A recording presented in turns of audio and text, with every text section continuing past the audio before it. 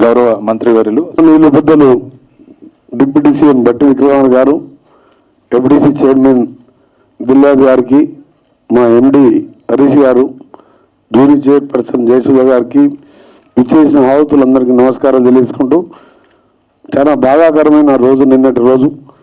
ప్రపంచ శాంతి దూతగా 88వ సంవత్సరం, దాదాపు అంటే 70 సంవత్సరాలు శాంతి కొరకు, ప్రజల కొరకు, ప్రభువు సేవ కోసం చేసిన వ్యక్తి ఈ లోకాన్ని వెళ్ళిపెట్టడం జరిగింది.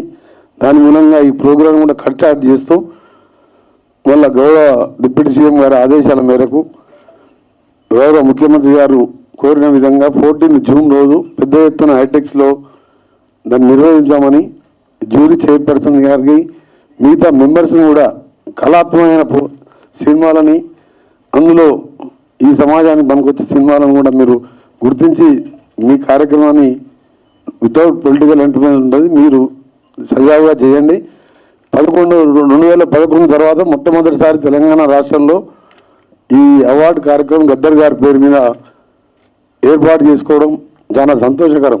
గద్దర్ అంటే ఒక మామూలు వ్యక్తి కాదు, ఆయన ఒక శక్తి. అట్టడుగు ప్రజల నుంచి తెలంగాణ ఉద్యమం వరకు పేద ప్రజల కోసం పోరాటం చేసిన వ్యక్తి కాబట్టి ఎవరైనా విమర్శలు చిన్న చిన్నవి వచ్చినా వారి పేరు మీద నిలవకపోవాలని ఒక నిర్ణయం తీసుకున్నాం మేము. అందుకనే గౌరవ డిప్యూటీ సీఎం గారు ప్రత్యేక ఎన్నో మీటింగ్ పెట్టి ఈ కార్యక్రమాన్ని ముందుకు తీసుకుపోతున్నాం. తప్పకుండా మనం 14 ప్రోగ్రాం సక్సెస్ చేసుకొని ముందు కూడా తెలుగు చలనచిత్ర రంగాన్ని హైదరాబాద్లో అన్ని విధాలుగా ప్రోత్సహించడానికి మా ప్రభుత్వం సిద్ధంగా ఉందని తెలియజేసుకుంటూ, మరొకసారి ఫ్రాన్సిస్ గారికి నివాళులు అర్పిస్తూ, ప్రభు ఆశ వారికి ఆత్మకు సంతృప్తి కలవాలని కోరుకుంటూ ముఖ్యంగా ఉంటాయి.